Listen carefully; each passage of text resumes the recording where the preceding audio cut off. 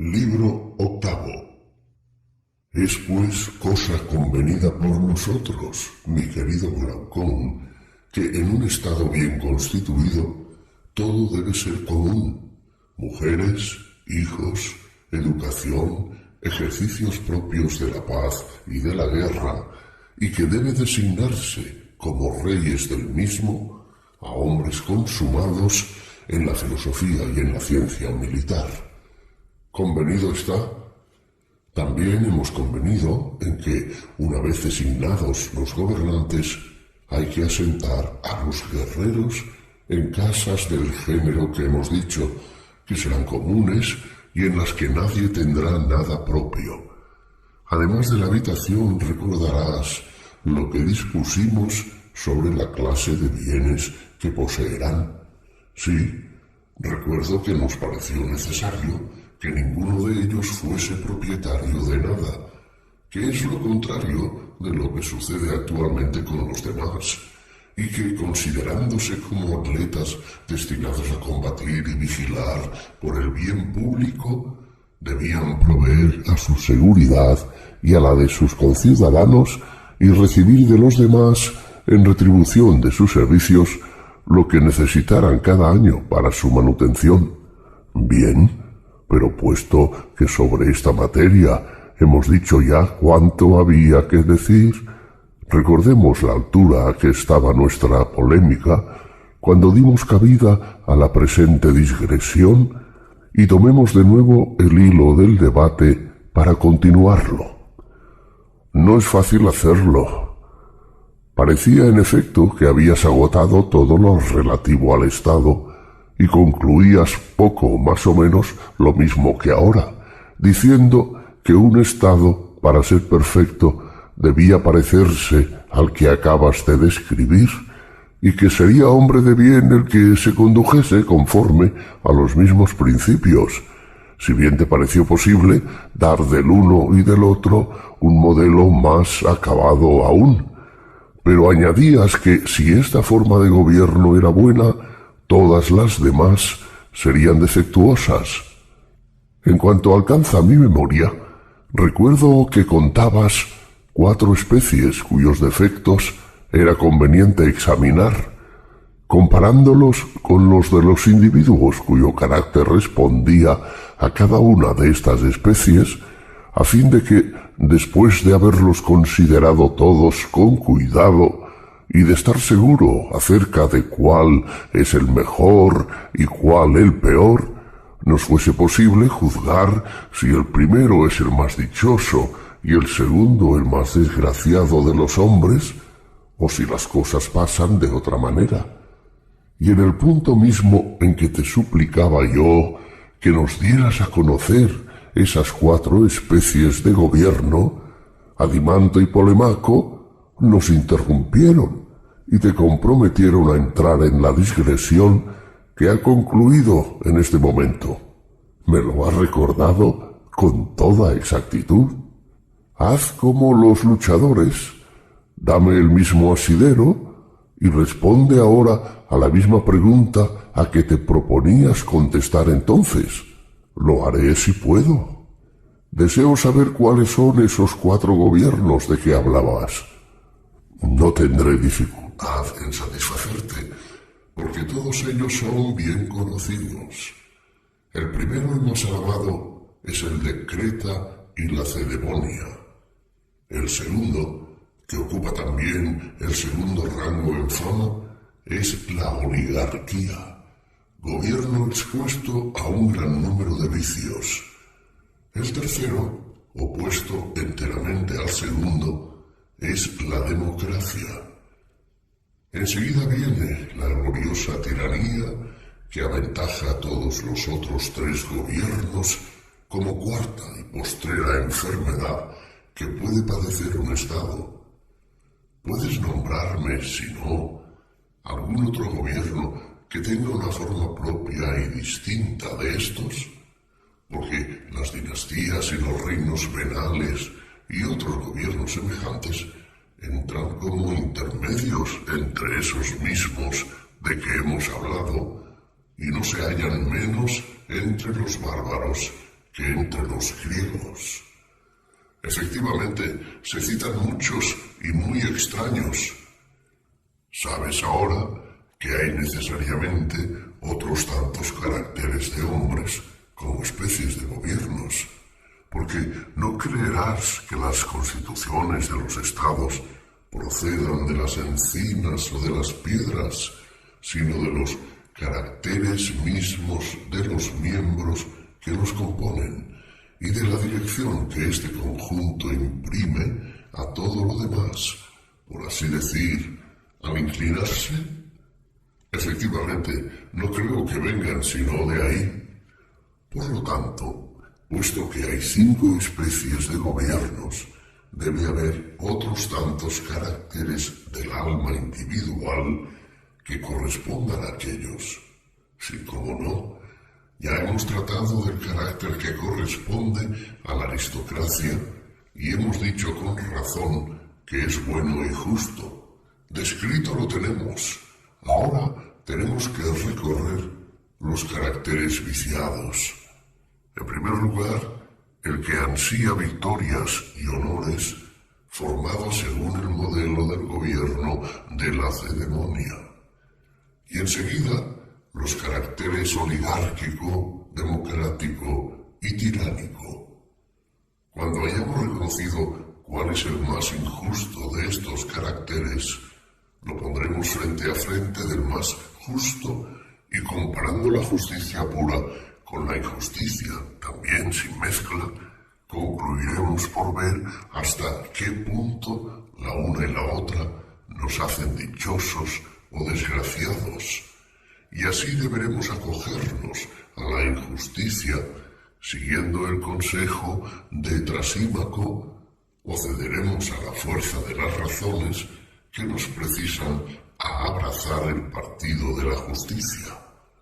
Es preciso hacerlo así, y así como habíamos comenzado a examinar las costumbres del Estado antes de pasar a las de los individuos, porque creímos que este método era más claro, ahora, ¿qué? ¿Será más conveniente que continuemos en la misma forma y que después de haber considerado desde luego el gobierno ambicioso, porque no sé qué otro nombre darle, como no sea quizá el de timocracia o de timarquía, pasemos enseguida al hombre que se le parece? Observaremos la misma conducta respecto a la oligarquía y al hombre oligárquico. Después de haber echado una mirada sobre la democracia, nos fijaremos en el hombre democrático y por último llegaremos al gobierno tiránico y examinaremos su constitución, en la cual se nos presentará el alma tiránica y trataremos de pronunciar nuestro fallo con conocimiento de causa sobre la cuestión que nos hemos propuesto resolver. Sí, así se hará con más orden este examen y este juicio. Procuremos, pues, por lo pronto, explicar de qué manera puede tener lugar el paso de la aristocracia a la timocracia. ¿No es cierto, en general, que los cambios de todo gobierno político tienen su origen en el partido que gobierna, cuando se suscita en él alguna escisión, y que por pequeño que se suponga este partido, mientras mantenga en su seno la armonía, es imposible que tenga lugar alguna innovación en el Estado? Sí, tal sucede, en efecto. Por consiguiente, ¿cómo en un Estado de las condiciones del nuestro podrá darse un movimiento, Glaucón? ¿Por dónde la discordia, infiltrándose entre los auxiliares y los gobernantes, enfrentará cada una de estas clases contra la otra y contra sí misma? ¿Quieres que, a imitación de Homero, conjuremos a las musas para que nos expliquen el origen de la querella y que las hagamos hablar en tono trágico y sublime, cuando lo que hacen es jugar y divertirse, tratándonos como niños? ¿Cómo? poco más o menos de la manera siguiente. Es difícil que en un estado así constituido haya movimientos, pero como todo lo que nace está destinado a perecer, tampoco ese sistema de gobierno subsistirá eternamente, sino que se disolverá algún día. Y he aquí cómo. Hay no sólo para las plantas que nacen del seno de la tierra, sino también para el alma y el cuerpo de los animales que viven sobre su superficie, cambios de fertilidad y de esterilidad. Estos cambios tienen lugar cuando cada especie termina y vuelve a comenzar su revolución circular, la cual es más corta o más larga según que la vida de cada especie sea más larga o más corta. Vuestros magistrados, por hábiles que sean y por mucho que los auxilien la experiencia y el cálculo, podrán no determinar exactamente el instante favorable o contrario a la propagación de su especie. Se les escapará este instante y darán al Estado hijos en épocas desfavorables.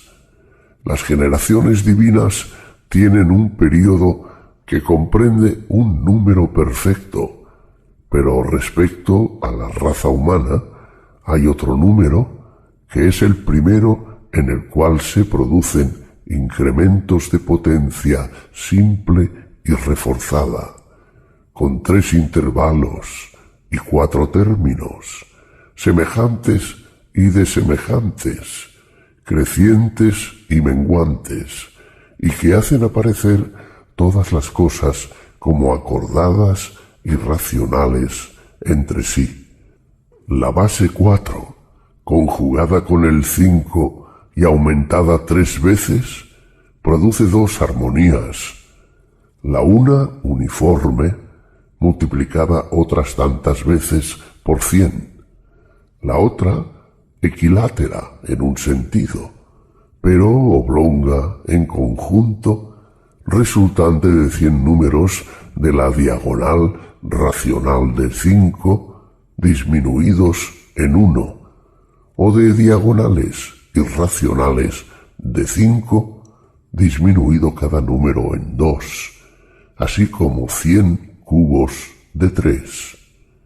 He aquí el número geométrico que de este modo domina todo él sobre los nacimientos mejores o peores.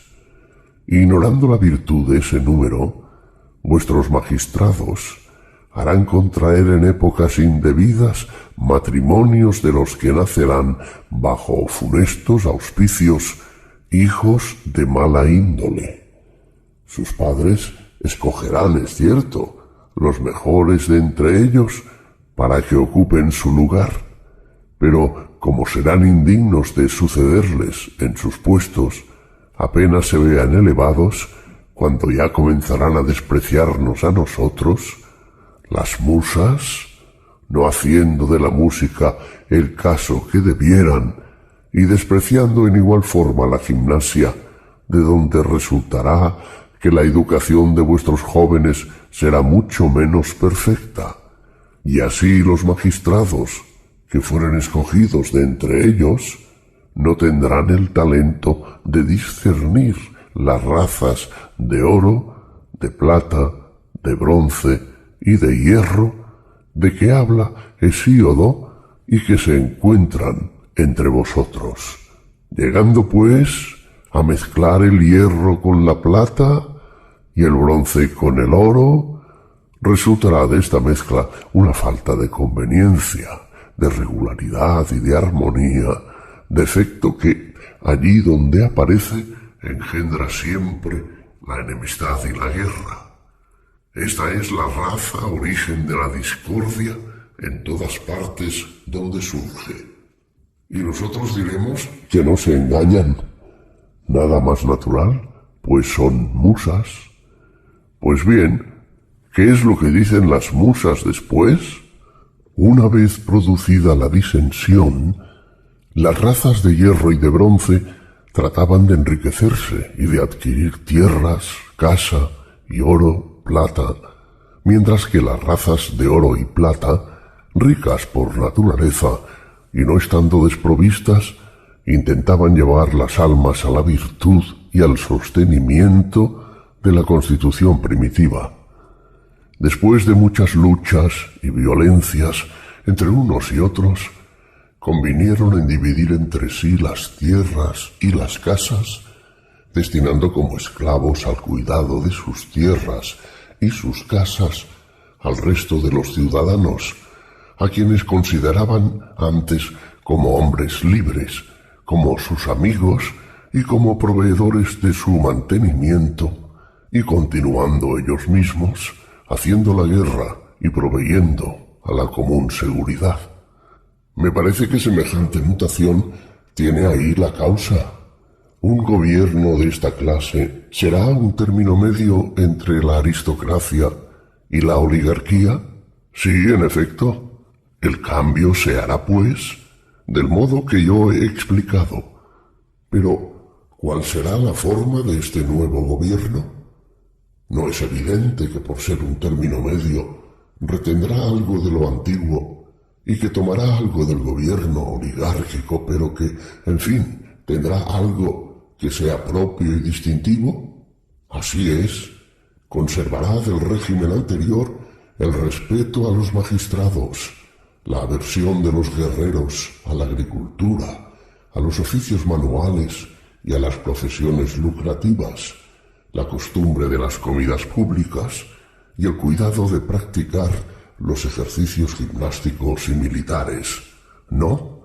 Sí, lo que tendrá de propio no será el temor de elevar a los sabios a las primeras dignidades, porque ya no se formarán en su seno caracteres de una virtud sencilla y pura, sino que aparecerán caracteres compuestos de diversos elementos, el elegir para el mando espíritus más fogosos y simples, nacidos más para la guerra que para la paz, el tener muy en cuenta las estratagemas y ardides de la guerra, y el estar siempre con las armas en la mano.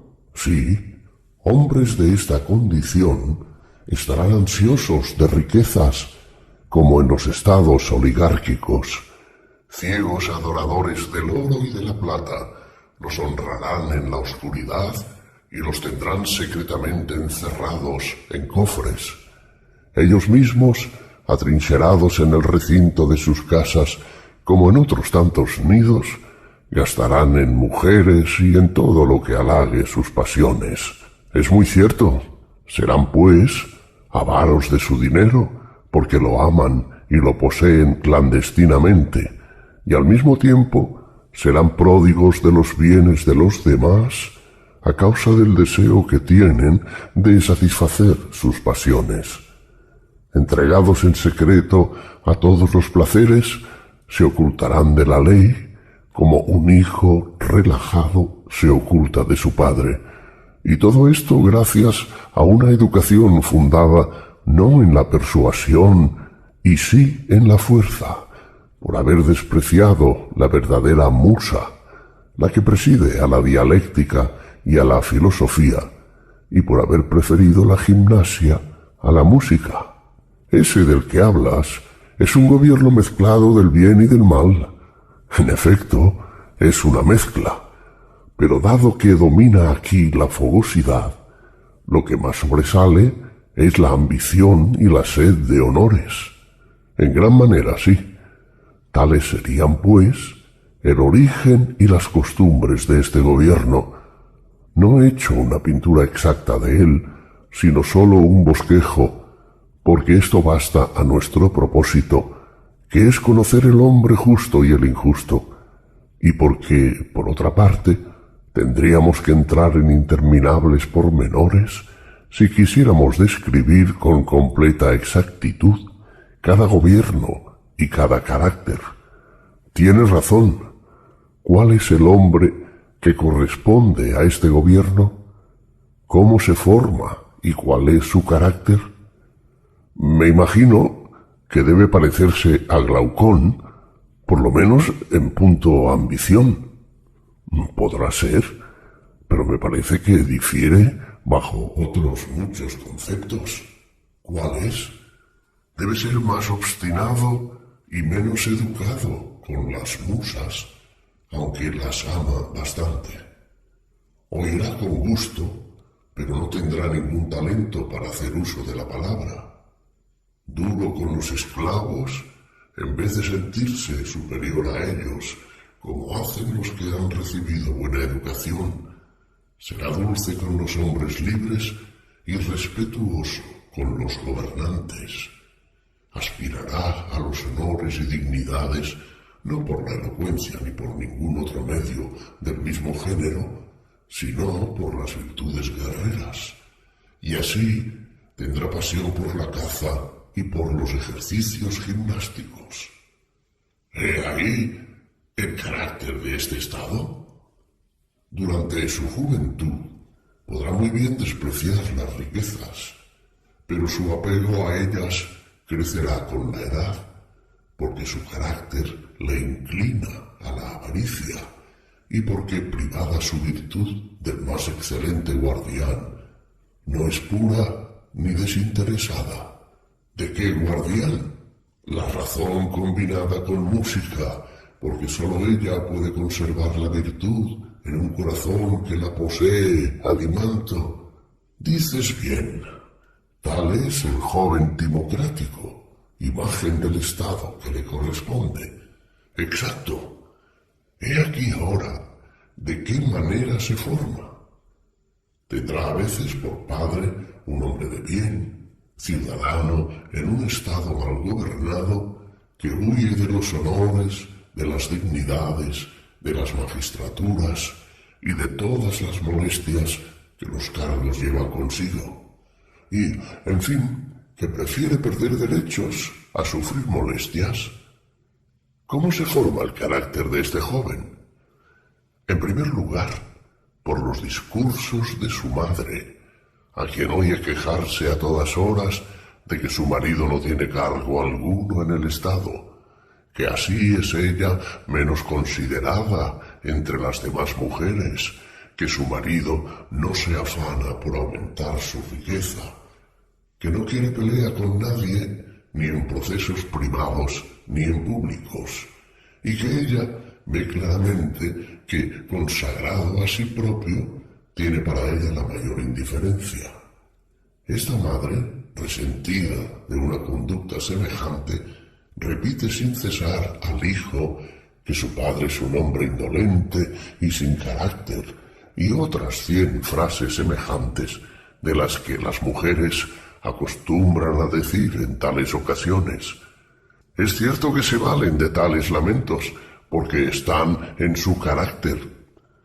Tampoco ignoras, Alimanto, que también los criados, aun pasando por ser leales con el hijo de la casa, usan en secreto el mismo lenguaje. Cuando ven, por ejemplo, que el padre no entabla reclamación para el pago de una deuda o la reparación de alguna injuria, le dicen al hijo que cuando seas mayor haga valer sus derechos y procure ser más hombre que su padre. Cuando sale de casa, oye por todas partes el mismo lenguaje, ve que son despreciados y considerados como imbéciles los que se ocupan en lo que les importa, mientras que son honrados y alabados los que se mezclan en lo que no les interesa. Este joven, que escucha y ve todo esto, y que oye de boca de su padre un lenguaje enteramente distinto, y que observa que la conducta de éste es opuesta a la de los demás, es atraído a la vez por 2 fuerzas: por su padre, que cultiva y fortifica la parte racional de su alma, y por los demás, que inflaman su fogosidad y sus deseos. Como su natural no es malo de suyo, y si es solicitado por el mal, es sólo por los hombres malos con quien trata, adopta un término medio entre los 2 partidos extremos y entrega el mando de su alma a esta parte de sí mismo en que residen la fogosidad y la ambición, que ocupa un término medio, y de esta manera se hace un hombre ambicioso y altanero.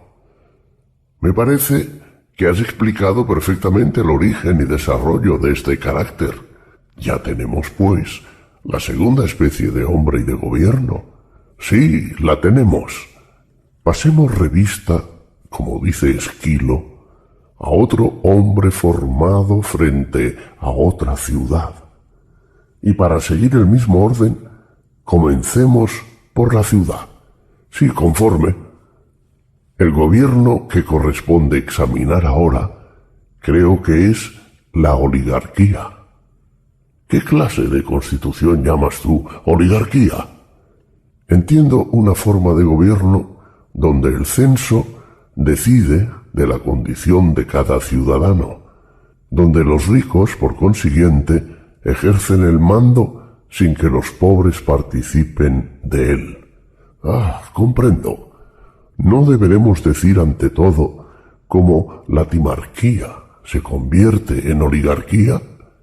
Sí, pues no hay nadie, por poca perspicacia que tenga, que no vea cómo se verifica la transición de la una a la otra. ¿Cómo? Aquellas riquezas acumuladas en los cofres de cada particular son una causa de la ruina de aquel gobierno.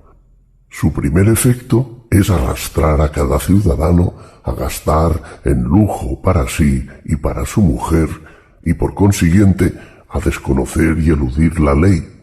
Es natural. Enseguida, excitados los unos con el ejemplo de los demás y queriendo imitarles, en poco tiempo el contagio se hace general, según creo. En fin, se dejan dominar más y más por la pasión de amontonar riquezas, y cuanto más aumenta el crédito de éstas, tanto más disminuye el de la virtud. La riqueza y la virtud no son como dos pesos puestos en una balanza que se mueven en opuestas direcciones. En efecto, por consiguiente, la virtud y los hombres de bien son menos estimados en un estado en la proporción en que se estiman más los ricos y las riquezas. Eso es evidente, pero se practica lo que se estima y se descuida lo que se desestima. Sí, tal sucede. Por consiguiente, los ciudadanos, de ambiciosos y amigos de honores que eran, concluyen por hacerse codiciosos y avaros.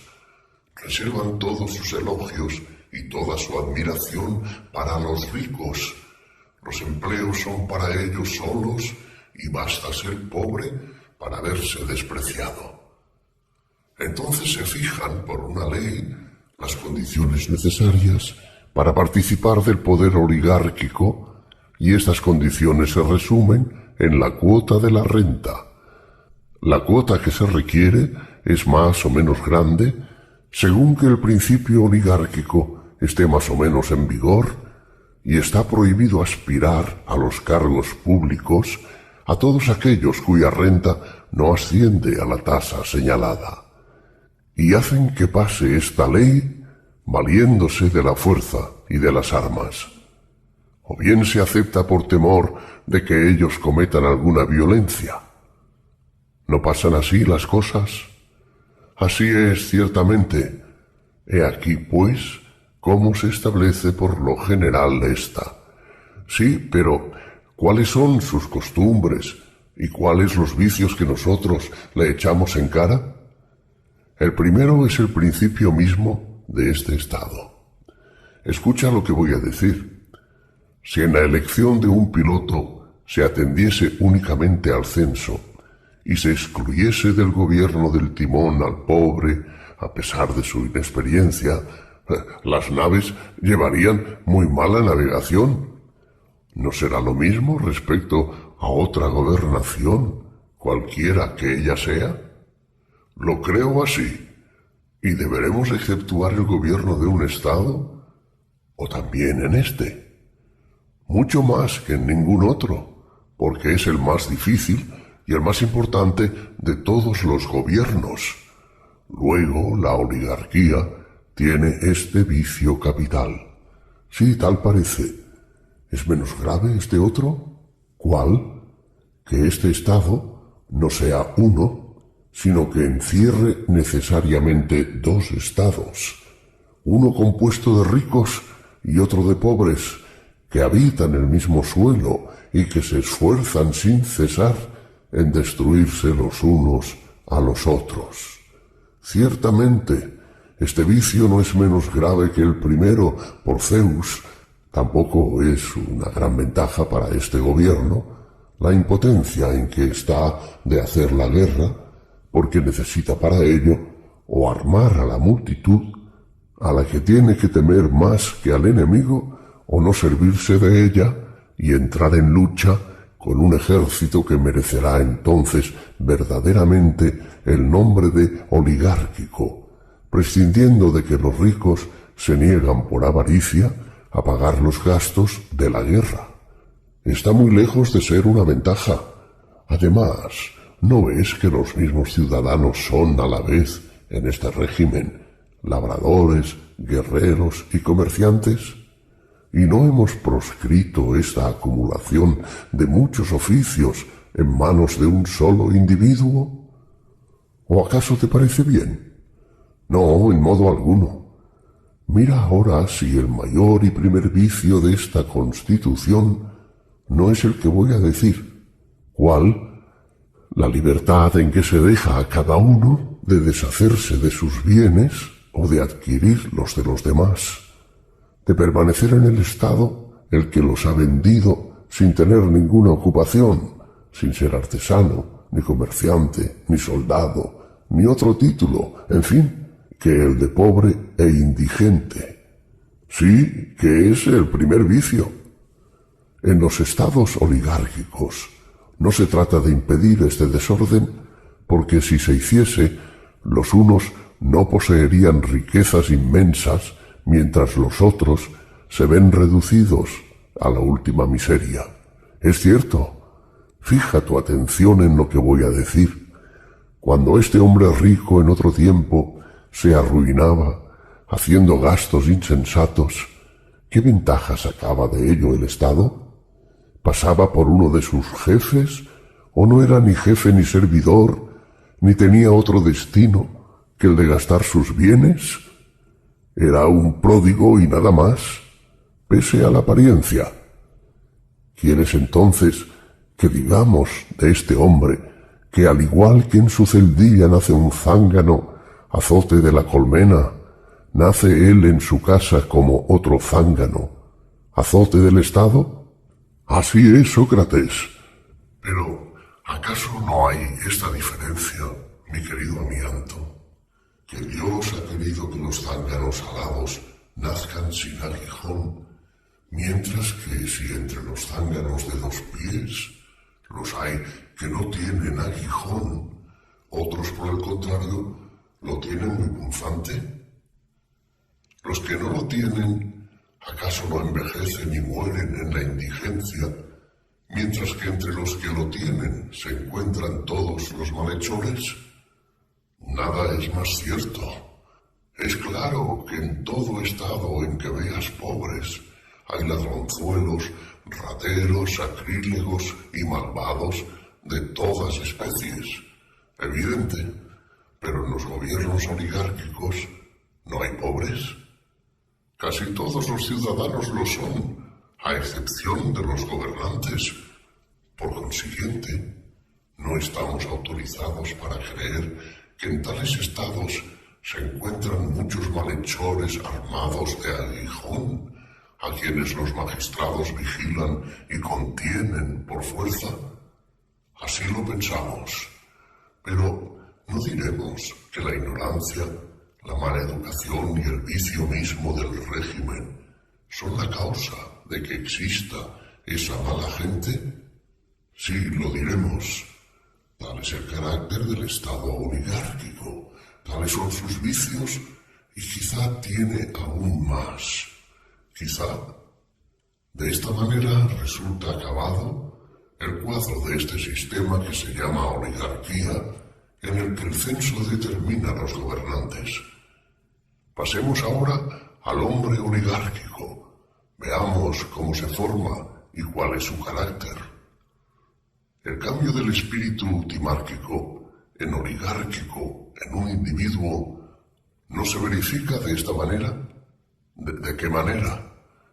El hijo de un timócrata quiere por lo pronto imitar a su padre y seguir sus pasos, pero después ve que su padre se ha estrellado contra el Estado como una nave contra un escollo, que después de haber zozobrado en sus bienes y su persona, ya a la cabeza de los ejércitos, ya en otro cargo importante, es conducido delante de los jueces y calumniado por impostor.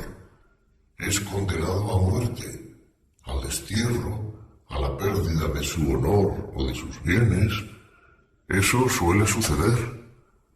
Viendo, digo, caer sobre su padre tantas desgracias, que también llegara a él, despojado de su patrimonio y atemorizado, arroja de cabeza aquella ambición y aquella fogosidad del trono que les había levantado en su alma, y humillado por el estado de indigencia en que se encuentra, ya no piensa sino en amontonar bienes de fortuna y por medio de un trabajo asiduo y de mezquinos chorros consigue al cabo enriquecerse. ¿No crees que entonces hará subir a aquel mismo trono el espíritu de codicia y de avaricia, convirtiéndole en su gran rey y ciñéndole la tiara, el collar y la cimitarra? Ciertamente, poniendo enseguida a los pies de este nuevo señor, de una parte la razón, de otra el valor, y encadenados ambos como viles esclavos, obliga a la una a no reflexionar, a no pensar sino en los medios de acumular nuevos tesoros, y obliga al otro a no admirar ni honrar más que las riquezas y a los ricos, a poner toda su gloria en la posesión de una gran fortuna y en el arte de acumularla. En un joven no hay cosa más rápida y violenta que el paso de la ambición a la avaricia. ¿No es este el carácter oligárquico? Por lo menos la metamorfosis parte de un hombre semejante a la constitución que, según hemos visto, concluye en oligarquía. Veamos si es igual a ella. Por lo tanto, no tiene como primer rasgo de semejanza el colocar las riquezas por encima de todo, y cómo no, además, se le parece por el espíritu de ahorro y por la industria. No concede a la naturaleza más que la satisfacción de los deseos necesarios. Se priva de todo otro gasto y domina todos los demás deseos, considerándolos como insensatos. Sí, exactamente. Es sórdido. En todo busca ganancia. No piensa más que en atesorar. En fin, es de aquellos a quienes el vulgo admira. ¿No es este un retrato fiel del carácter análogo a aquel sistema? Así lo creo, porque ni para aquel estado ni para aquel hombre hay nada que deba ser preferido a las riquezas. Sin duda que este hombre apenas si ha pensado en instruirse. No hay trazas de ello, porque en tal caso no se dejaría conducir por un guía ciego, ni lo tendría en tal estima. Bien, atiende a lo que voy a decir. No podremos afirmar que la falta de educación ha hecho nacer en él deseos que corresponden a la naturaleza de los zánganos, unos siempre indigentes, otros inclinados siempre a obrar mal, deseos que contiene con gran violencia por tener otros intereses. Sí, desde luego. ¿Sabes dónde has de mirar para ver sus deseos maléficos? ¿Dónde? ¿A las tutorías de huérfanos o a cualquier otra comisión en que tenga libertad de obrar mal? Tienes razón. ¿No es claro que si en otros negocios goza de buena reputación por parecer un hombre justo, es porque contiene sus malos deseos con una especie de prudente violencia, no por virtud ni por exigencia de la razón, sino por necesidad o por temor de perder sus otros bienes? Es cierto, pero cuando se trata de gastar bienes ajenos, entonces es, por Zeus, mi querido amigo, cuando descubrirás en los hombres de esta condición deseos propios de la naturaleza de los zánganos. Estoy convencido de ello. Un hombre de tal carácter experimentará necesariamente rebeliones dentro de sí mismo. Habrá en él dos hombres diferentes cuyos deseos combatirán entre sí, y de ordinario los mejores podrán más que los peores. Así es, por esta razón, creo yo, en el exterior aparecerá más moderado y más dueño de sí mismo que muchos otros. Pero la verdadera virtud, la que produce la armonía y la unidad, está muy distante de encontrarse en su alma. Pienso como tú.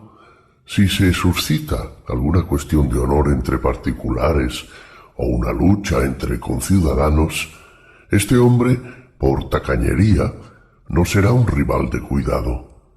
No gusta de gastar su dinero por cosas de honor ni por esta clase de combates, porque teme despertar en su alma deseos pródigos y llamarlos en su auxilio. Se presenta, pues, en la lid a la manera oligárquica, es decir, con una pequeña parte de sus fuerzas. Queda casi siempre derrotado, pero sigue rico. A buen seguro. ¿Dudaremos aún de la perfecta semejanza que hay entre el hombre avaro y negociante y el gobierno oligárquico? No, en modo alguno. Me parece que corresponde ahora examinar el origen y las costumbres de la democracia y observar después estas mismas cualidades en el hombre democrático, a fin de que podamos compararlos entre sí y juzgarlos. Eso es si hemos de seguir nuestro método acostumbrado. Pues bien, no se pasa de la oligarquía a la democracia a causa del deseo insaciable de estas mismas riquezas que se miran como el primero de todos los bienes en el gobierno oligárquico. ¿Cómo? Los gobernantes, que deben los cargos que ocupan, creo yo, a las inmensas riquezas que poseen, se guardan bien de reprimir mediante la severidad de las leyes el libertinaje de los jóvenes corrompidos, ni de impedir que se arruinen con sus despilfarros, porque su plan es comprarles los bienes, hacerles préstamos con crecidos intereses y aumentar por este medio sus riquezas y su crédito, sin duda. Pero ¿no es evidente que en todo estado, cualquiera que él sea, es imposible que los ciudadanos estimen las riquezas y practiquen al mismo tiempo la templanza, sino que es una necesidad que sacrifiquen una de estas dos cosas a la otra? Eso es completamente evidente. Así es que en las oligarquías los magistrados, por su tolerancia con el libertinaje, han reducido muchas veces a la indigencia a hombres bien nacidos. Esto da origen a que haya en el Estado gentes provistas de aguijones, unos oprimidos con las deudas, otros despojados de sus derechos y algunos que padecen de ambas cosas, todos los cuales se hallan en permanente hostilidad contra los que se han enriquecido con los despojos de su fortuna y contra el resto de los ciudadanos, no aspirando más que a promover una revolución. Así es. Sin embargo, los negociantes van con la cabeza gacha, preocupados con su negocio y sin reparar en los que han arruinado. Hieren hincándoles el aguijón de su dinero a los que se ponen a su alcance y recogen los multiplicados intereses que engendra su capital, multiplicando por este medio en el Estado la raza de los zánganos y de los pobres. ¿Cómo no ha de multiplicarse? No quieren, a pesar de eso, contener esta plaga creciente, ya impidiendo a los particulares disponer de sus bienes a su capricho, o ya mediante una ley que impida igualmente el progreso del mal. ¿Y cuál es esa ley? Una que es natural emplear a falta del primer remedio, y que obligaría a los ciudadanos a preocuparse de su virtud, porque si los contratos voluntarios se celebrasen a cuenta y riesgo del prestamista, la usura se ejercería con menos descaro y en el Estado no abundarían tanto los males de que he hablado. Es muy cierto.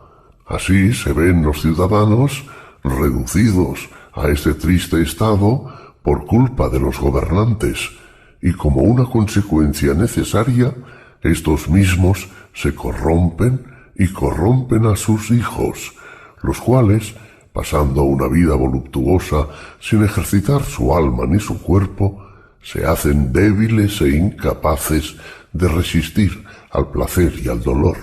¿Cómo no? Ocupados sus padres únicamente en enriquecerse, desprecian todo lo demás y no toman más interés por la virtud que los indigentes.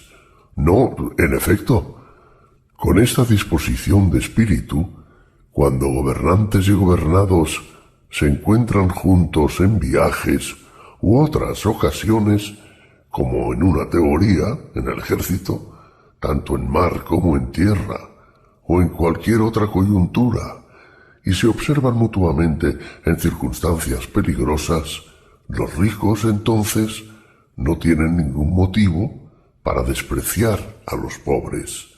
Por el contrario, cuando un pobre, flaco y quemado por el sol, se ve en una pelea al lado de un rico educado a la sombra y muy obeso, viéndole jadeante y agobiado, ¿qué crees que pensará? ¿No se dirá a sí mismo que estas gentes solo deben sus riquezas a la cobardía de los pobres? Y cuando se encuentran juntos, ¿no se dicen unos a otros: en verdad, estos hombres son nuestros, pues son bien poca cosa? Estoy persuadido de que hablan y piensan de esa manera. Y así como a un cuerpo enfermizo le basta el más pequeño empujón para caer en la enfermedad, y en ocasiones cae sin que sobrevenga ninguna causa exterior, así un estado que se encuentra en la situación que acabo de decir no tarda en ser presa de sediciones y guerras intestinas en el momento en que, con el menor pretexto, unos y otros llaman en su auxilio a aliados exteriores de estados oligárquicos y de estados democráticos. Y algunas veces las dos facciones se despedazan con sus propias manos, sin que los extranjeros tomen parte en sus querellas. Sí, ciertamente, el gobierno se hace democrático cuando los pobres, consiguiendo la victoria sobre los ricos, degüellan a los unos, destierran a los otros y reparten con los que quedan los cargos y la administración de los negocios. Reparto que en estos gobiernos se arregla de ordinario por la suerte. Así es, en efecto, como la democracia se establece, sea por la vía de las armas, sea que los ricos, temiendo por sí mismos, tomen el partido de retirarse. ¿Y cuál será la administración? ¿Cuál la constitución de este nuevo sistema? Veremos luego el hombre que se parece a él y podremos llamarle el hombre democrático. Evidentemente, no serán ante todo hombres libres en un estado lleno de libertad y de franqueza, y no tendrá cada uno libertad para hacer lo que le venga en gana. Así se dice, pero donde quiera que exista esta licencia, es claro que cada ciudadano dispone de sí mismo y escoge a su placer el género de vida que más le agrada. Evidentemente, por consiguiente, este será el régimen con más clases distintas de hombres. ¿Cómo no? En verdad, esta forma de gobierno tiene trazas de ser la más bella de todas, y esta diversidad prodigiosa de caracteres es de admirable efecto, como las flores bordadas que hacen resaltar la belleza de una tela. Por lo menos lo será para aquellos que juzgan de las cosas como las mujeres y los niños cuando se emboban con los objetos abigarrados.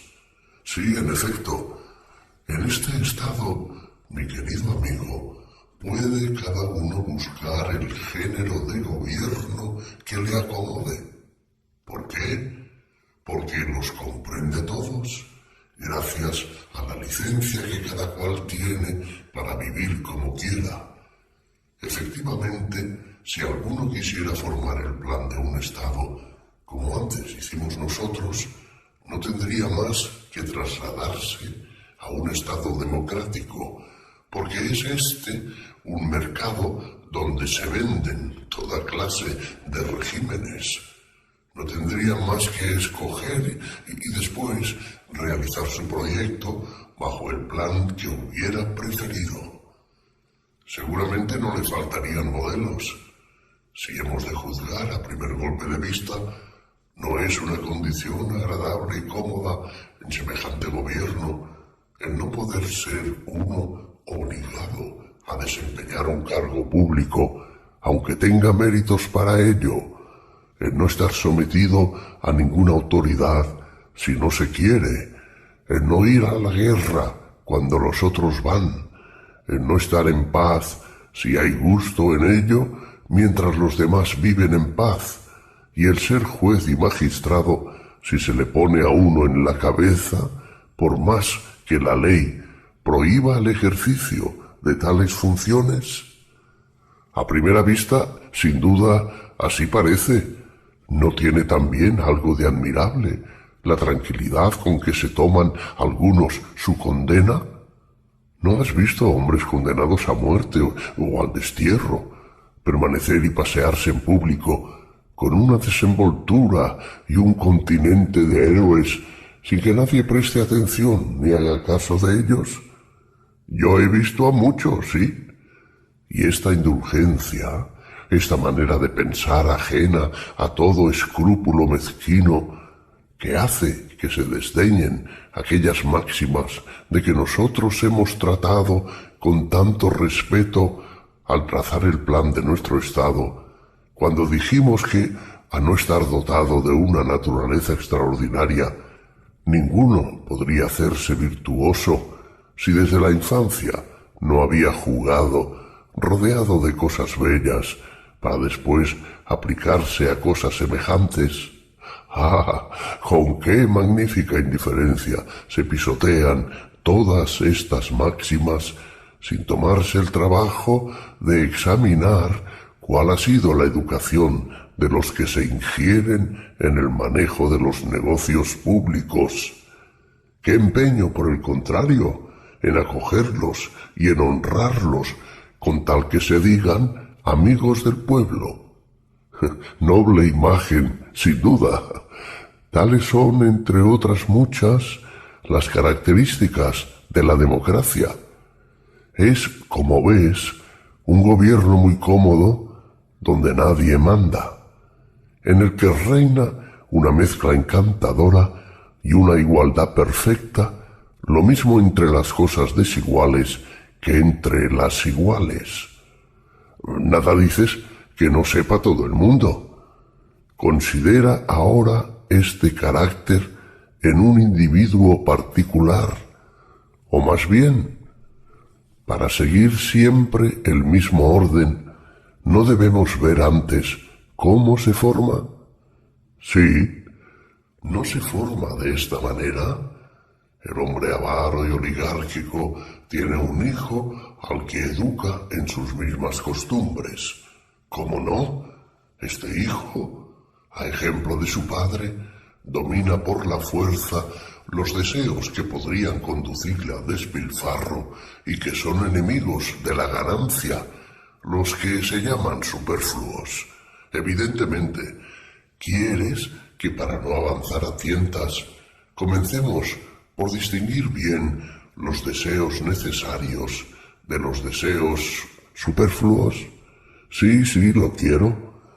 No hay razón para llamar deseos necesarios a aquellos de los que no podemos prescindir y cuya satisfacción, por otra parte, nos es útil, porque evidentemente estos deseos son necesidades de nuestra naturaleza. ¿No es así? En efecto, con justa razón los llamaremos por consiguiente deseos necesarios. Sí, con razón. En cuanto a aquellos de que es fácil deshacerse, si desde joven se toman precauciones y cuya presencia, lejos de producir en nosotros ningún bien, nos causa muchas veces grandes males, ¿no diremos bien si los llamamos deseos superfluos? Muy bien. Tomemos un ejemplo de unos y otros para formarnos de ellos una idea más exacta. Conviene hacerlo. El deseo de comer algo condimentado, en cuanto es indispensable para mantener la salud y las fuerzas, ¿no es necesario? Creo que sí. El simple deseo de alimentarse es necesario por dos razones: porque es útil comer y porque en otro caso sería imposible vivir. Y el del condimento también, en cuanto viene bien a la salud. Es cierto, pero el deseo de toda clase de comidas y de guisados, deseo que se puede reprimir y hasta quitar por entero mediante una buena educación desde la juventud, deseo dañoso al cuerpo y al alma, a la razón y a la templanza, no debe ser comprendido con razón entre los deseos superfluos. Con muchísima razón. Diremos, por tanto, que estos son deseos pródigos y aquellos deseos provechosos, porque nos sirven para hacernos más capaces de obrar. ¿Qué otra cosa si no? El mismo juicio formaremos de los apetitos sexuales y de todos los demás. Sí, así es. ¿No hemos dicho de aquel a quien hemos dado el nombre de zángano, que estaba dominado por los deseos superfluos, mientras que el hombre ahorrativo y oligárquico solo es gobernado por los deseos necesarios? ¿Cómo no? Expliquemos de nuevo cómo este hombre oligárquico se hace democrático. Y he aquí de qué manera, a mi juicio, se verifica esto ordinariamente. ¿Cómo? Cuando un joven mal educado, en la forma que hemos dicho, y alimentado en el amor al lucro, llega a gustar la miel de los zánganos y a vivir en relación con estos insectos ávidos y hábiles para procurar toda clase de placeres, ¿no sufre entonces el gobierno interior de su alma un cambio, pasando de oligárquico que era a democrático? Es una necesidad inevitable, así como el Estado ha mudado de forma porque una facción ha sido auxiliada por extranjeros que favorecían sus designios. Del mismo modo, no es una necesidad que este joven mude también de costumbres a causa del apoyo que sus pasiones encuentran en las pasiones ajenas de la misma naturaleza. Pues totalmente de acuerdo.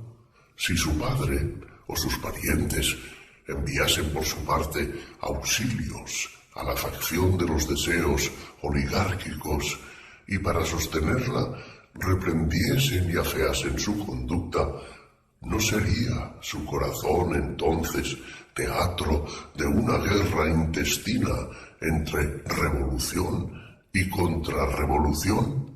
Y cómo no, algunas veces sucede que la facción democrática cede ante la oligárquica, y entonces ciertos deseos son en parte destruidos, en parte arrojados del alma, efecto de un pudor que se despierta en el joven que entra así de nuevo en la senda del deber. Algunas veces sucede eso, pero bien pronto, a causa de la mala educación que ha recibido de sus padres, nuevos deseos, más fuertes y numerosos, suceden a los que ha desterrado. Así suele ocurrir. Estos nuevos deseos le arrastran otra vez a buscar los mismos compañeros, y de esta relación clandestina nace una multitud de otros deseos. ¿Cómo no? Por último, se apoderan de la ciudadela del alma de este joven después de haber visto que estaba vacía de ciencia, de nobles costumbres, de máximas verdaderas, que son la salvaguardia más segura y más fiel de la razón de los mortales amados por los dioses. Sin duda, bien pronto, juicios falsos y presuntuosos y opiniones atrevidas acuden en tropel y ocupan el lugar de aquellos. Sí, es cierto. No es entonces cuando vuelve a unirse a aquellos comedores de lotos, no se ruboriza ya de mantener relación íntima con ellos. Si de parte de sus amigos o de sus parientes llega algún refuerzo al elemento parco de su alma, las máximas presuntuosas, cerrando prontamente las puertas del castillo real, niegan la entrada a este socorro. Ni siquiera escuchan los consejos que a manera de embajada envían ancianos llenos de buen sentido y de experiencia.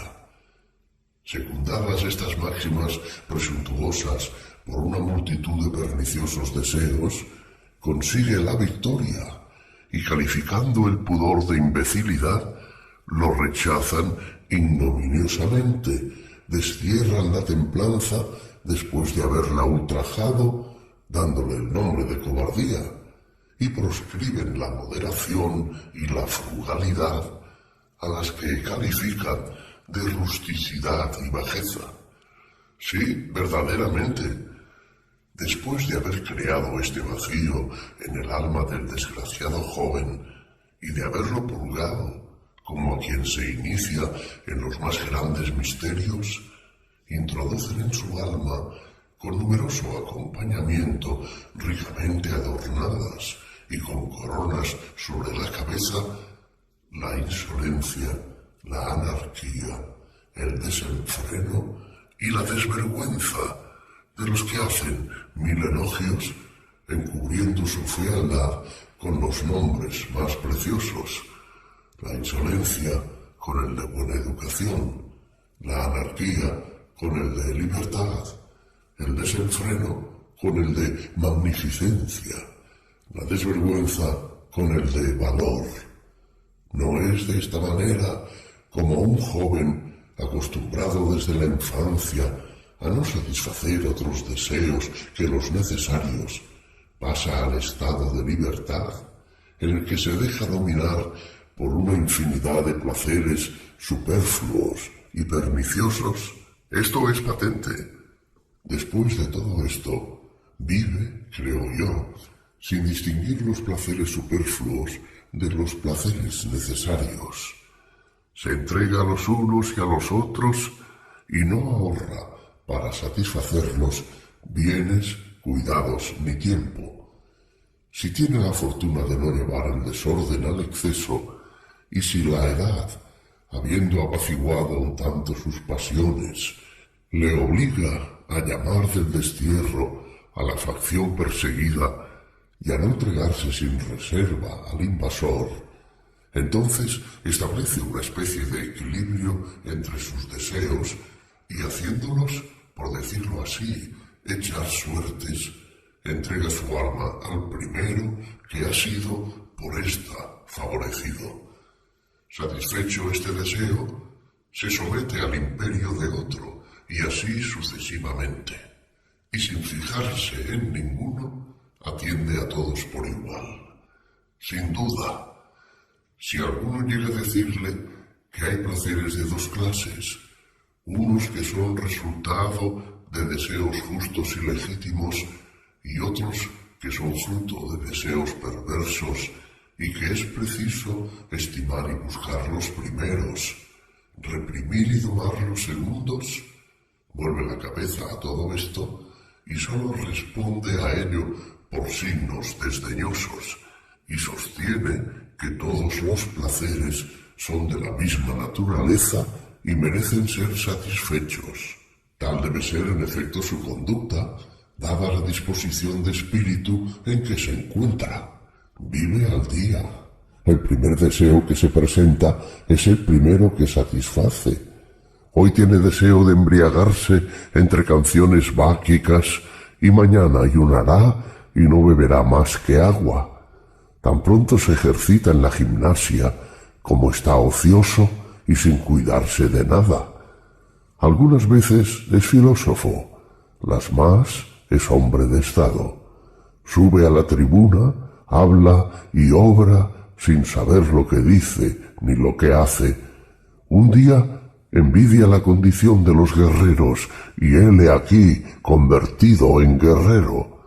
Otro día se convierte en negociante por envidia de los negociantes. En una palabra, en su conducta no hay nada fijo, nada de arreglado, y llama a la vida que pasa vida libre y agradable, vida dichosa. Nos has pintado al natural la vida de un amigo de la igualdad. Este hombre, que reúne en sí toda clase de costumbres y de caracteres, tiene toda la gracia y la variedad del estado popular. Y no es extraño que tantas personas de uno y otro sexo encuentren tan encantador un género de vida en el que aparecen unidas casi todas las clases de gobiernos y caracteres. Así es, pondremos pues frente a frente de la democracia a este hombre que se puede con razón llamar democrático. Pongámoslo. Ahora nos queda por examinar la forma más bella de gobierno y el carácter más acabado. Quiero decir, la tiranía y el tirano. De acuerdo por completo. Veamos, mi querido amigo, cómo se forma el gobierno tiránico. Por lo pronto, parece que debe su origen a la democracia.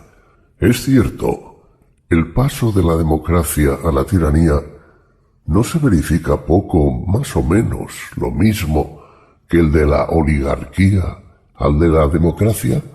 ¿Cómo? Lo que en la oligarquía se considera como el mayor bien y lo que puede decirse que es el origen de esta forma de gobierno es la riqueza, ¿no es así?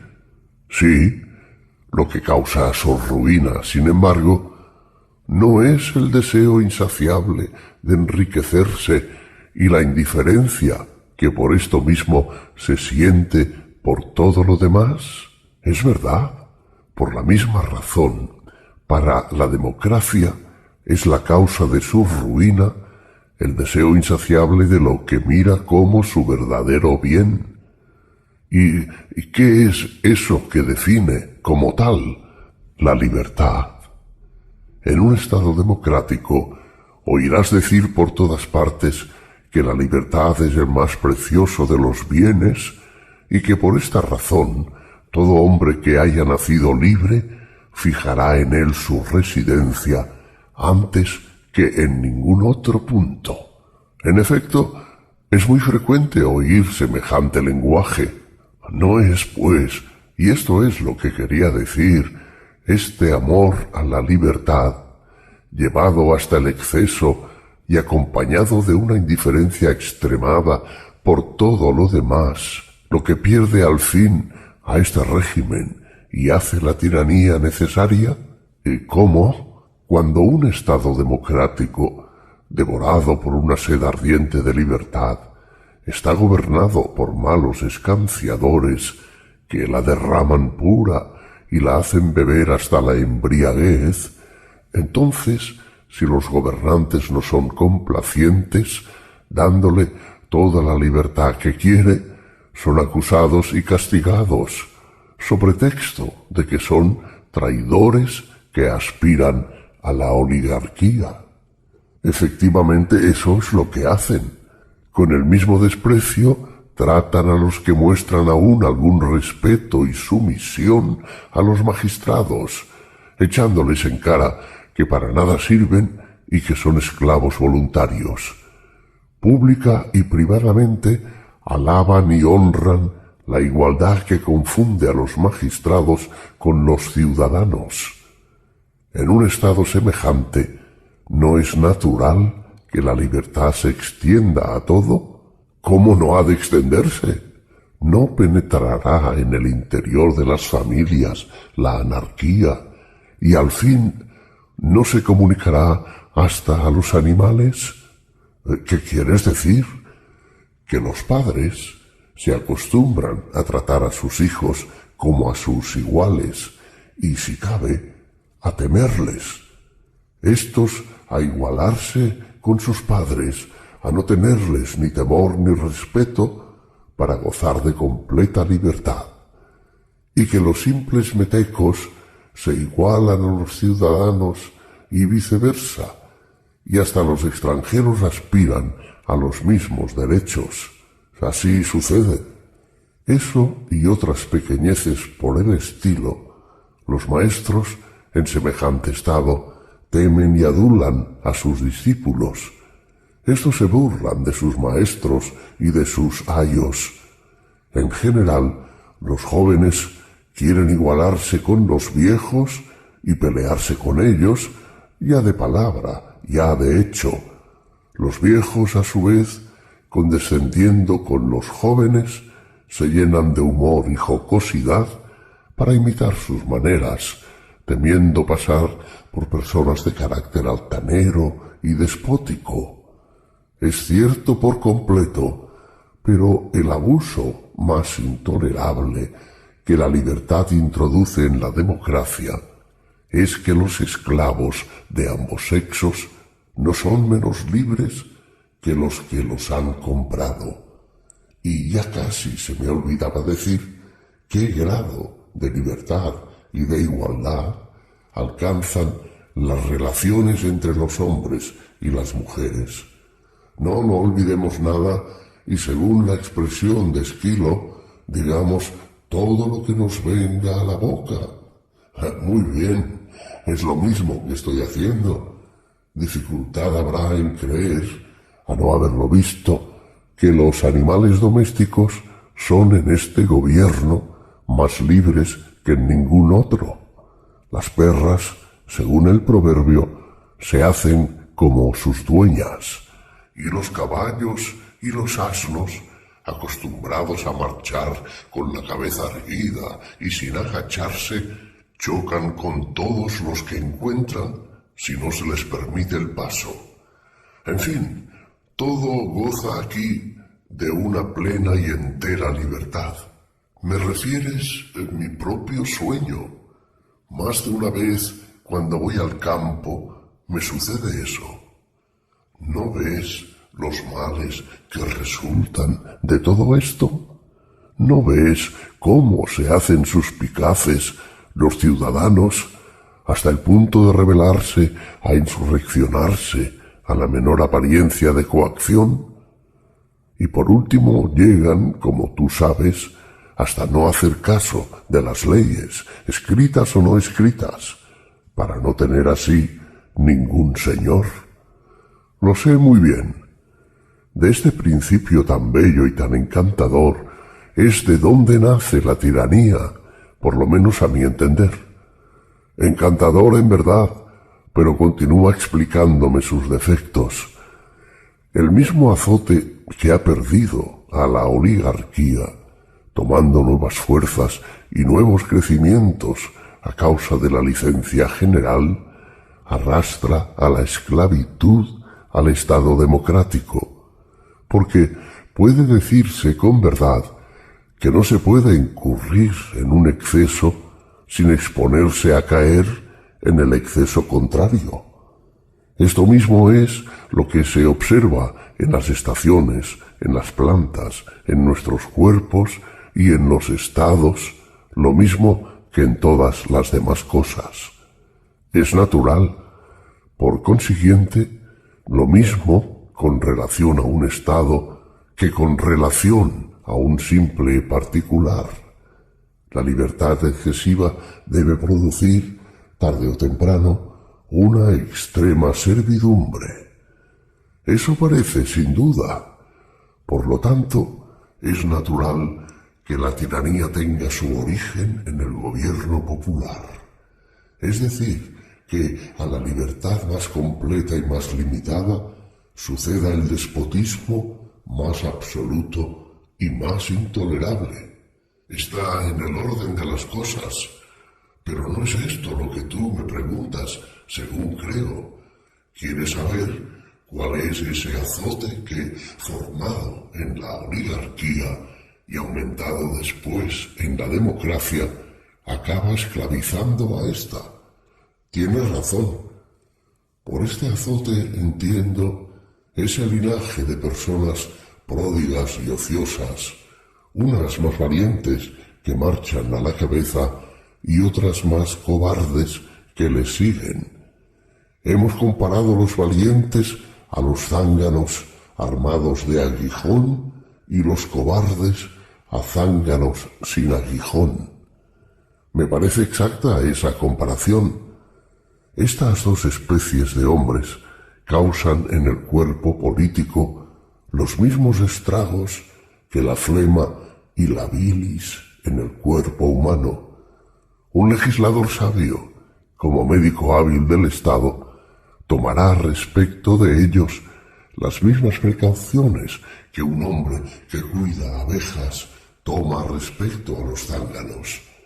Su primer cuidado será impedir que nazcan, y si a pesar de su vigilancia nacen, procurará erradicarlos lo más pronto posible, así como las celdillas que han infestado. Sí, por Zeus, desde luego. Para comprender mejor aún lo que queremos decir, enfoquémoslo de otro modo. ¿Cómo? Separemos con el pensamiento el Estado democrático en las tres clases de que efectivamente se compone. La primera es la que nace de la licencia pública, que hace que su número no sea menor que en la oligarquía. Así es, sin embargo, hay la diferencia de que es aquí mucho más maléfica que en aquella. ¿Por qué razón? Porque, como en el otro estado no tiene ningún crédito y se procura alejarla de los cargos públicos, queda sin acción y sin fuerza. Mientras que en el Estado democrático es ella la que exclusivamente está a la cabeza de todo. Los más ardientes hablan y obran. Los demás murmujean alrededor de la tribuna y cierran la boca a todo el que intente manifestar una opinión contraria. De suerte que en este gobierno todos los negocios pasan por sus manos con raras excepciones. Es cierto. La segunda clase vive aparte y no se comunica con la multitud. ¿Cuál es? Como en este estado todo el mundo trabaja por enriquecerse, los más organizados son también de ordinario los más ricos. Es natural.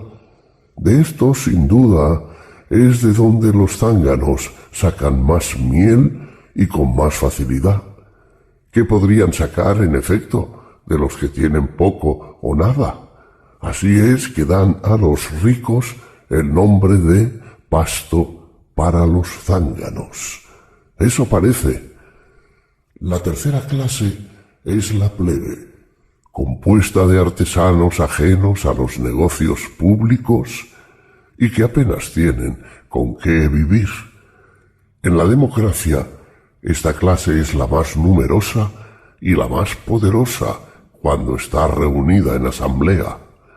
Sí, pero no se reúne como no tenga esperanza de recibir alguna miel. Por esto, los que presiden a estas asambleas hacen los mayores esfuerzos por proporcionársela.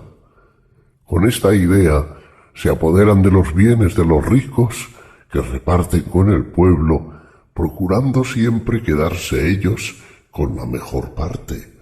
Así es como el pueblo recibe la miel. Sin embargo, los ricos, viéndose despojados de sus bienes, sienten la necesidad de defenderse, se quejan del pueblo y emplean todos los medios posibles para ello. ¿Cómo no?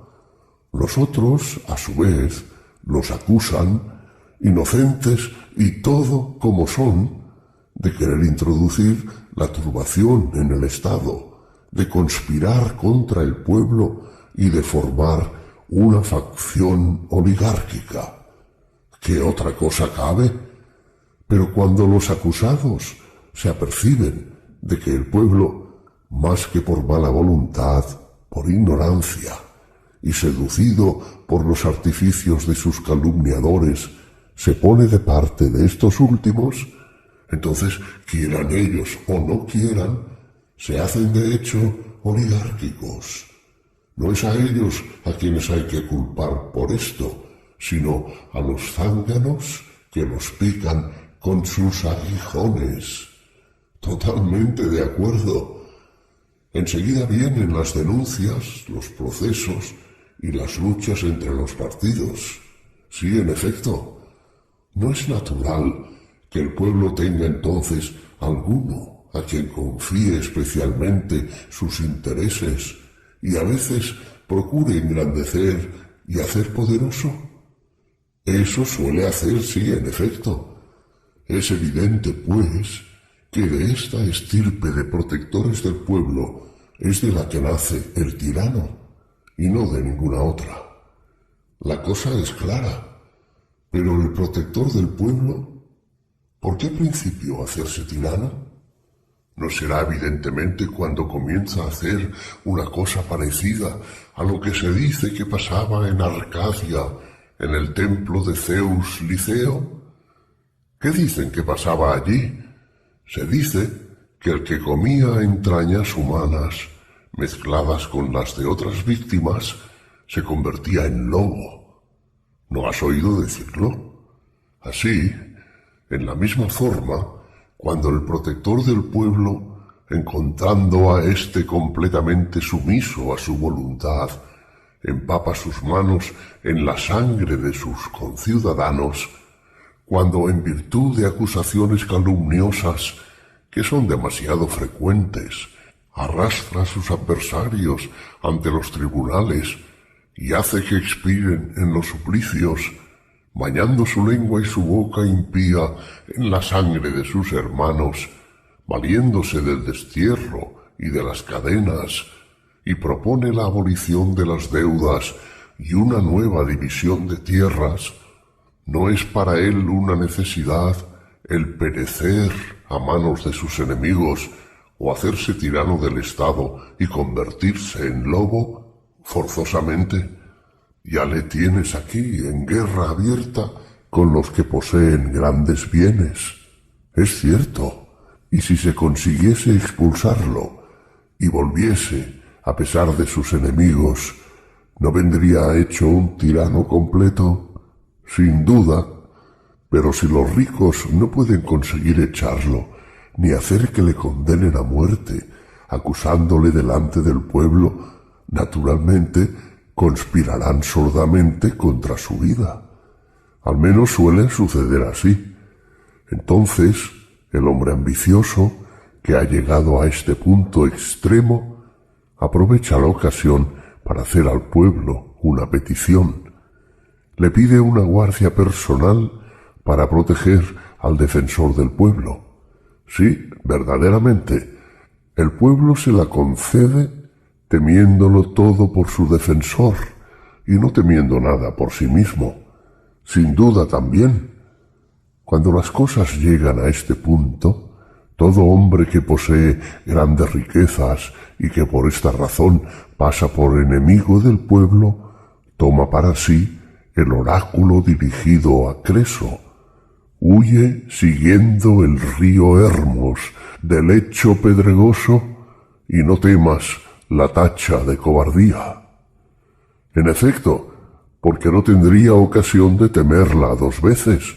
Si le prenden en su huida, le cuesta la vida. No es otra la suerte que le espera. En cuanto al protector del pueblo, no creas que yace grande en gran espacio. Sube descaradamente al carro del Estado, destruye a derecha e izquierda a todos aquellos de quienes desconfía y se declara abiertamente tirano. ¿Quién puede impedírselo? Veamos ahora cuál es la felicidad de este hombre y la del Estado que le sufre. Conforme, veámoslo. Por lo pronto, en los primeros días de su dominación, no sonríe graciosamente a todos los que encuentra y no llega hasta decir que ni remotamente piensa en ser tirano. No hace las más pomposas promesas en público y en particular, librando a todos de sus deudas, repartiendo las tierras entre el pueblo y sus favoritos y tratando a todo el mundo con benevolencia y mansedumbre. Es natural que empiece de esta manera. Cuando se ve libre de sus enemigos exteriores, en parte por transacciones, en parte por victorias, y se cuenta seguro de este lado, tiene cuidado de mantener siempre en pie algunas semillas de guerra para que el pueblo sienta la necesidad de un jefe, naturalmente, y sobre todo para que los ciudadanos, empobrecidos por los impuestos que exige la guerra, solo piensen en sus diarias necesidades y no se hallen en estado de conspirar contra él. Claro, y también hace esto, creo yo, para tener un medio seguro de deshacerse de los de corazón demasiado altivo para someterse a su voluntad, exponiéndolos a los ataques del enemigo. Por todas estas razones es preciso que un tirano tenga siempre entre manos algún proyecto de guerra, a la fuerza, pero semejante conducta no puede sino hacerle más y más odioso a sus conciudadanos. Y cómo no, y algunos de los que contribuyeron a su elevación y que son los que después de él tienen mayor autoridad, no hablarán con él o entre sí con mucha libertad de lo que pasa, censurándolo, al menos los más atrevidos. Parece que sí. Es preciso que el tirano se deshaga de ellos si quiere reinar en paz, y que sin distinguir amigos de enemigos, haga que desaparezcan todos los hombres de algún mérito. Es evidente. Debe ser muy perspicaz para distinguir los que tienen valor, grandeza de alma, inteligencia y riqueza. Y su felicidad estriba, quiera o no quiera, en hacer a todos la guerra y tenderles lazos sin tregua hasta que haya purgado de ellos al Estado. Extraña manera de purgar. Hace lo contrario de los médicos, que purgan el cuerpo quitándole lo malo y dejándole lo bueno. Tiene que obrar así si quiere gobernar. En verdad, bendita necesidad la suya de perecer o vivir con canalla, que tampoco puede evitar que le aborrezca. Tal es su situación, ¿No es claro que cuanto más odioso se haga a sus conciudadanos a causa de sus crueldades, tanta más necesidad tendrá de una fiel y numerosa guardia? ¿Cómo no? Pero, ¿dónde encontrará esas gentes fieles? ¿De dónde las hará venir? Si paga bien, acudirán en gran número de todas partes. Me parece que ya te entiendo. Por el Khan acudirán enjambres de zánganos de todos los países. Es verdad lo que te parece, pero ¿por qué no a gente de su país? ¿Cómo? Formando su guardia de esclavos, a quienes declararía libres después de haber hecho morir a sus dueños. Muy bien, porque tales esclavos les serían enteramente adictos. Dichosa, pues, la condición de un tirano si se ve obligado a destruir a aquellos ciudadanos y a convertir estos en sus amigos y fieles servidores. Pero de ellos se sirve.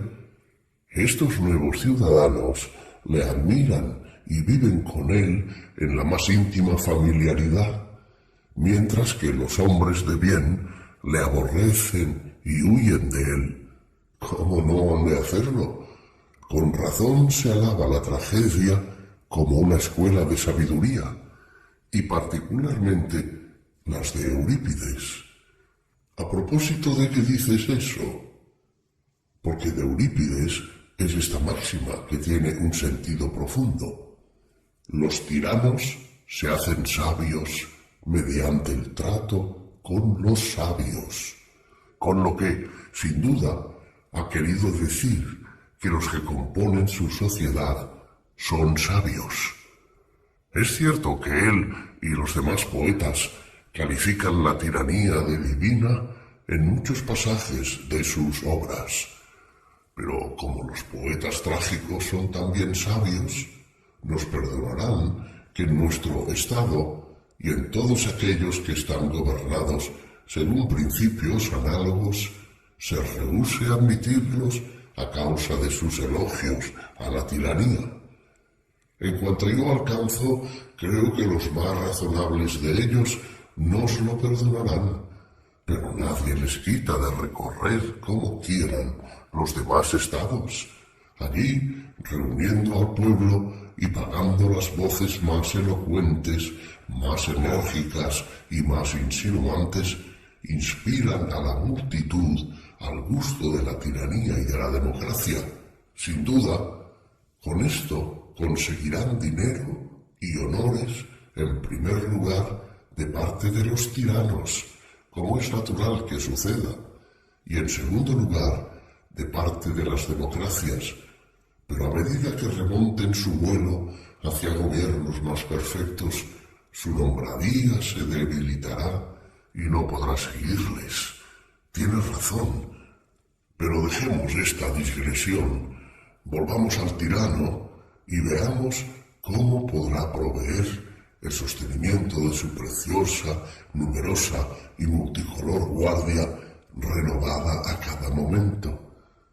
Es evidente que comenzará por saldar los tesoros de los templos, si los hay, y mientras dure la venta de las cosas sagradas y le produzca lo suficiente, no impondrá al pueblo grandes contribuciones.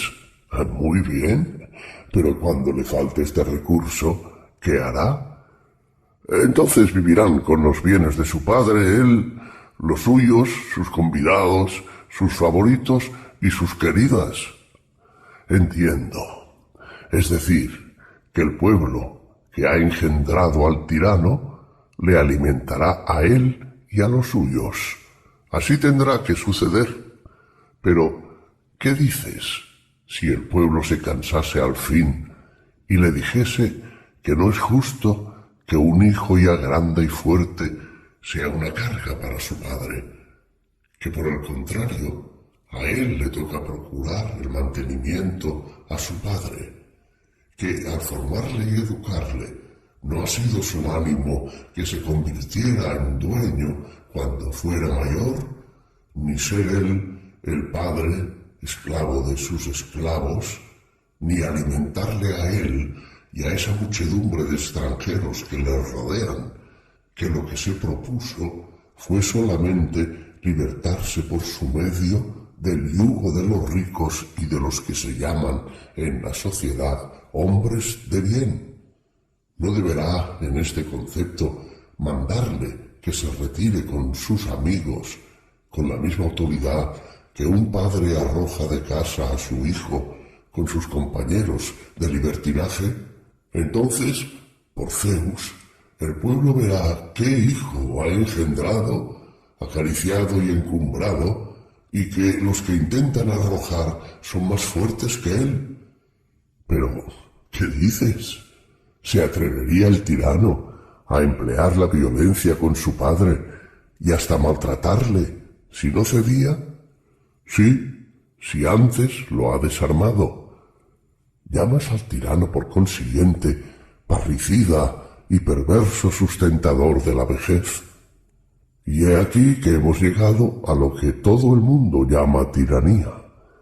El pueblo, queriendo evitar, como suele decirse, el humo de la esclavitud de los hombres libres, cae en el fuego del despotismo de los esclavos y ve que la servidumbre más dura y más amarga sucede a una libertad excesiva y desordenada, la esclavitud bajo esclavos, castigo casi siempre irremediable.